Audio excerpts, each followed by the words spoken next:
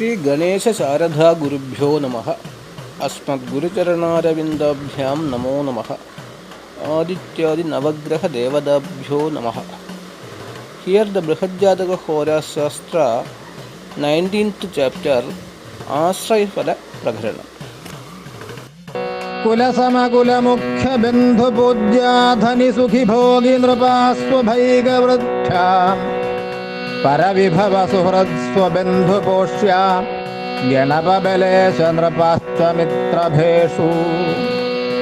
कुलसमकुलमुख्य बन्धुपूज्या धनि सुखि भोगि नृपास्वभैगवृद्ध्या परविभव सुहृत्स्वबन्धुपोष्या गणपबलेश नृपाश्च मित्रभेषु।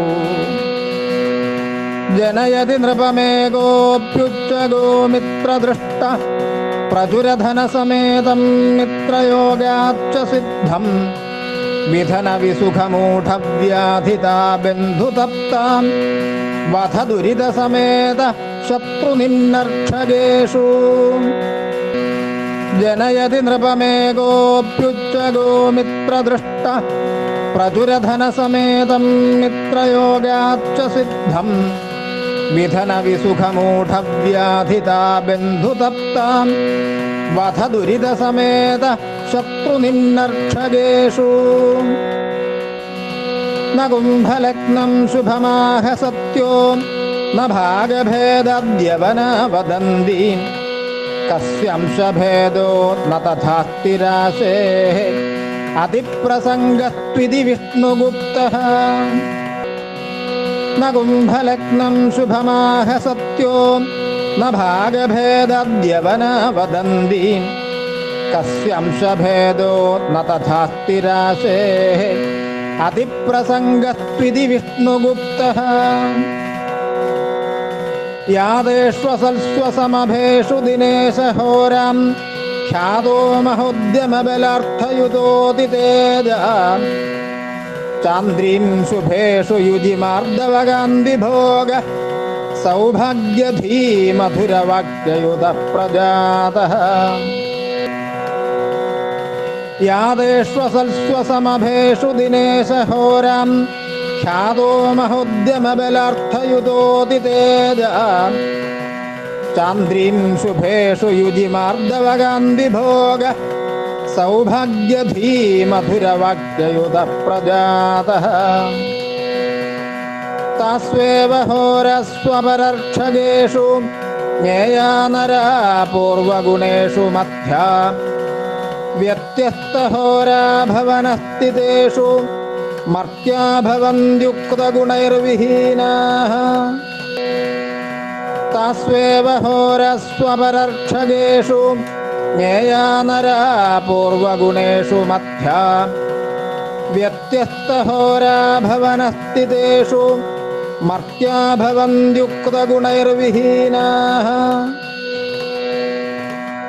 कल्याणरूपगुणमात्मसुहृदृगाणे चन्द्रो अन्यगस्तदधिनाथगुणं करोति व्याळोद्यदायुधचतुश्चरणाण्डजेषु तीक्ष्णोति हिंस्रगुरुतल्परतोडनश्च।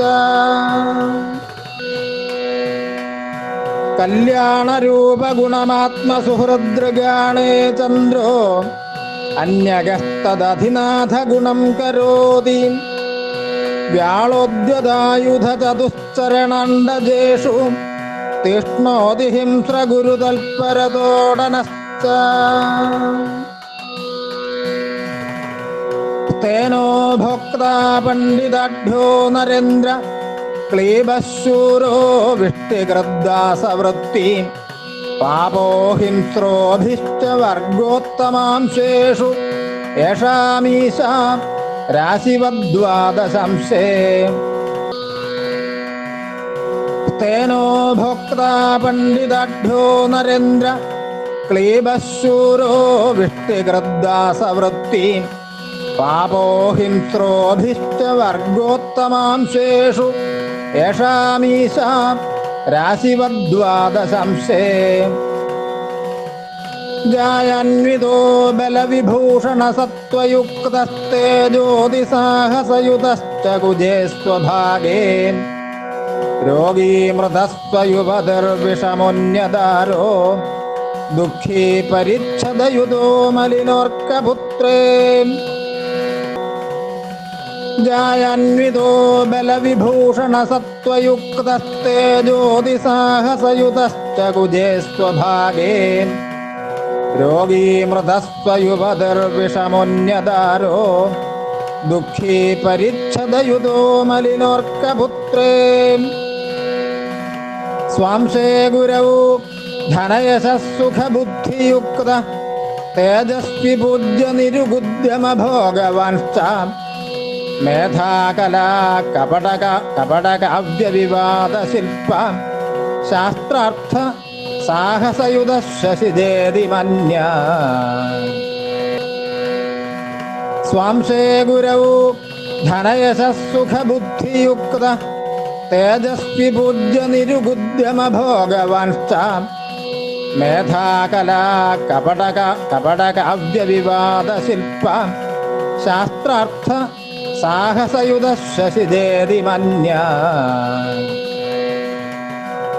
स्वे त्रिंशांशेन् बहुसुतसुखारोग्यभार्यार्थयुक्तः शुक्रे तीक्ष्ण सुललिततनुर्विप्रकीर्णेन्द्रियश्च शूरस्तब्धौ विषमवधकौ सद्गुणाढ्यौ सुखिज्ञौ चार्वङ्ग्यष्टौ रविशशियुतेष्वारपूर्वंशकेषु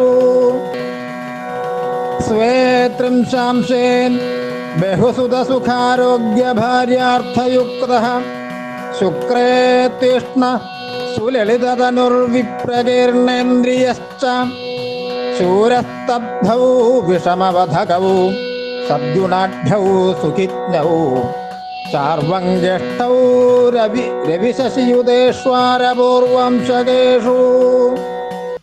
Thus ends the 19th chapter of the Horas Shastra Brihadjataka, Ashraya Yogadhyaya or special planetary combinations, results of planets in on exaltation or other signs of aspect on exalted planets, etc. were given in details.